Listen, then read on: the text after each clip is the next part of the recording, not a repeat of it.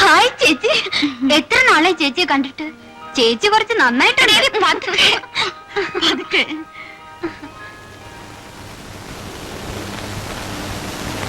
ആ പാട്ടി സാറേ, സാറിന് എന്നെ മനസ്സിലായോ? ഞാൻ ആ പ്രഭ ചേച്ചിയുടെ ഇളയമ്മയുടെ മകൾ മാലതി. കളിയാക്കാതെ, ഞങ്ങളുടെ കല്യാണ ദിവസം കണ്ടതാണെങ്കിലും മാലതി ഞാൻ മറന്നിട്ടില്ല. അപ്പൊ ആശാൻ എന്നെ മറന്നിട്ടില്ല അല്ലേ? ചലിക്കതടി.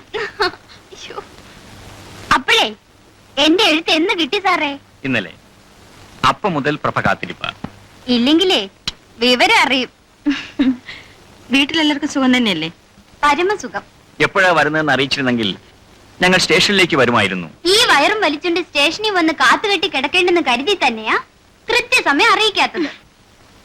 ആ, ഇന്ന് സാറിന്റെ നല്ലൊരു പാട്ട് കേൾക്കണം. പാടിയില്ലെങ്കിലേ വിവരം അറിയും. എന്റെ മാലതി, പാട്ടും കൂത്തും ഒക്കെ പിന്നെയാവാം. നീ പോയി കുളിച്ചിട്ട് വന്ന് കാപ്പ് കുടിക്കാൻ നോക്ക്. അത് പറ്റില്ല ചേച്ചി. കുളിയും ചെപ്പും ഒക്കെ വയറ് നിറച്ച് എന്തെങ്കിലും കഴിച്ചിട്ടേ ഉള്ളൂ. എന്റെ അമ്മേ, തോറ്റു. ഇതിലൽപ്പം കുഴഞ്ഞ കേസാ. ഏയ്, ഈ ഒച്ചം ബഹളമൊക്കെ ഉള്ളൂ. ആള് പാവാ. പോട്ടെ. ഈശ്വര രക്ഷിക്കണേ.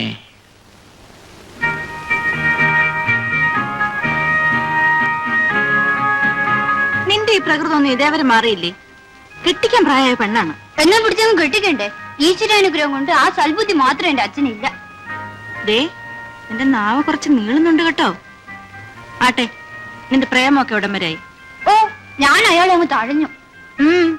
അതെന്താ? ഓ, ഒരു മണുമണപ്പൻ. ആണിന്റെ ഒരു ഗുണവുമില്ല. പോരെങ്കിൽ സഹിക്കാൻ വയ്യാത്ത ഒരു ആദർശം പറച്ചില്. Hopeless case.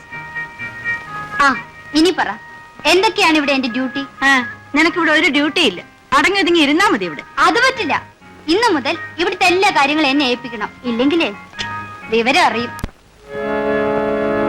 ओ दुनिया के रखवाले, सुन दर्द भरे मेरे नाले, सुन दर्द भरे मेरे नाले।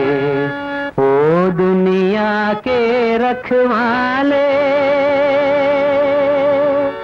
रखवाले, रखवाले,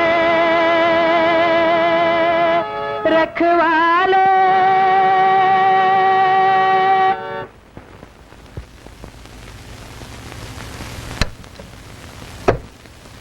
അപ്പോഴേ പാട്ടുകാരൻ ചേട്ടാ, രാവിലെ തുടങ്ങിയതാണല്ലോ ഈ പരിപാടി. ഇനി ഇത് കുടിച്ചിട്ടാവട്ടെ. കുടിച്ചില്ലെങ്കിലേ വിവരം അറിയും. ആ, അത് പറ്റുമല്ല. ഈ സമയത്ത് വേണം വയറ് നിറച്ച് എന്തെങ്കിലും കഴിക്കാൻ. ഒന്ന് പോടി. ആ, സാധാരണ വേണ്ട വേണ്ട, ഞാൻ കഴിച്ചോളാം. നല്ലോണം വല്ലതും കഴിച്ചില്ലെങ്കിലേ ചക്കരക്കുട്ടം വയറ്റി കിടന്ന് ഇൻകുലാബ് വിളിക്കും.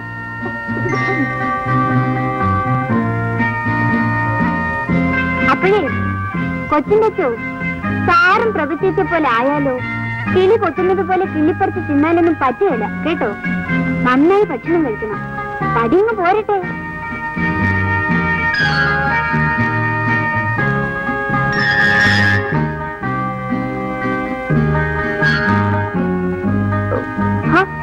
കഴിക്കു ചേട്ടാ. എനിക്ക് മതിയായി. കഴിച്ചില്ലെങ്കിലേ വിവരം അറിയും. ഒരു വിവരം അറിയാനില്ല.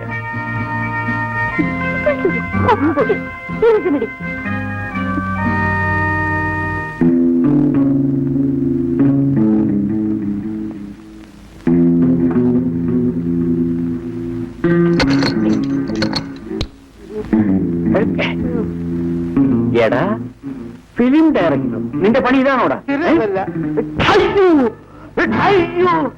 എന്റെ പൊന്നു സാറേ, എന്നെ തല്ലരുത്.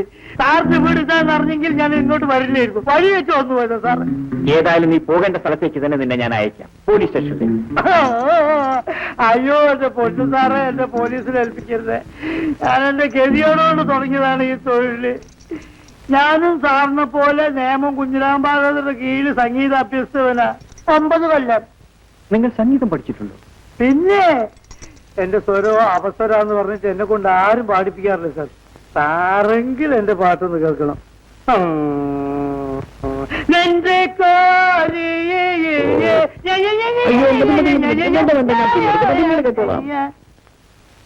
അപ്പൊ ശരി, ഞാൻ നാളെ വരാം. അങ്ങനെ ആവട്ടെ. നാളെ രാത്രി വരാം. വേണ്ട, പകൽ വന്നാൽ മതി. ഇതേ സാർ വേള, ഇത് ഭദ്രമായിട്ട് പൂട്ടി വെക്കണം. ഇത് മരം മോഷ്ടിച്ചുകൊണ്ടു പറ്റി സാർ. ആ.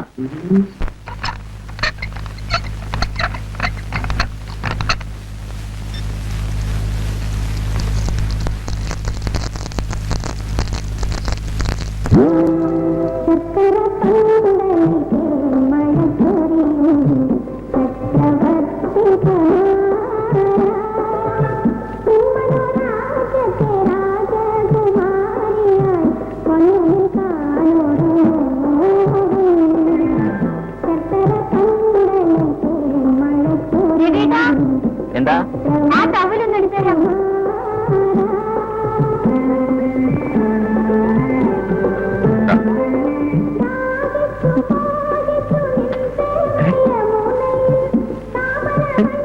എന്താ എന്താ ഈ കാണിക്കുന്നത്? എനിക്കൊന്നും മനസ്സിലാകുന്നില്ല.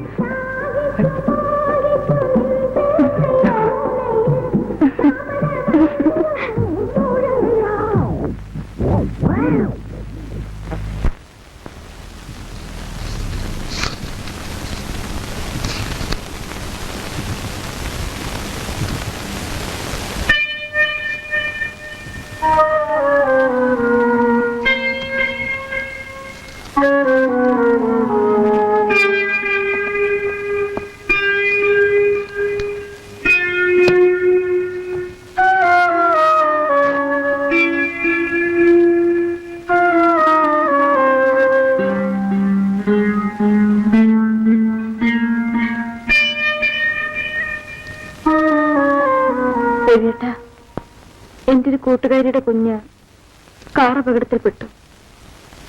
ഡോക്ടർമാർ എത്ര ശ്രമിച്ചിട്ടും രക്ഷപ്പെടുത്താൻ കഴിഞ്ഞില്ല. അല്ല, അത് ഞാൻ എന്ത് ചെയ്തു? ഞാൻ നിരപരാധിയാണ്. എന്താ രവിയേട്ട ഇങ്ങനെ? അല്ല, ഞാൻ വേറെ എന്തൊക്കെയോ ആലോചിച്ചു പോയി നിന്റെ വിഷമം കണ്ടിട്ട്. ഏയ് ഉം. എന്താ ഉം. ഇന്നിത് എന്ത് പറ്റി? ഏയ് ഒന്നുമില്ല. എന്തോ ഉണ്ട്. ഒന്നുമില്ലെന്നേ. അത് കൊള്ളാം. രവിയേട്ടന്റെ മുഖം കണ്ടാൽ എനിക്ക് അറിഞ്ഞൂടെ? ഉണ്ട്, തീർച്ചയാണ്. എന്തുണ്ടെങ്കിലും എന്നോട് പറയൂ. നിനക്ക് വെറുതെ തോന്നുന്നത്. എന്റെ മുഖത്ത് നോക്കി കള്ളം പറയരുത് കേട്ടോ. പറയൂ രവിയേട്ടാ, എന്താണ് കുഴപ്പം? എന്നോട് ഇപ്പൊ പറയുന്നതാണ് നല്ലത്.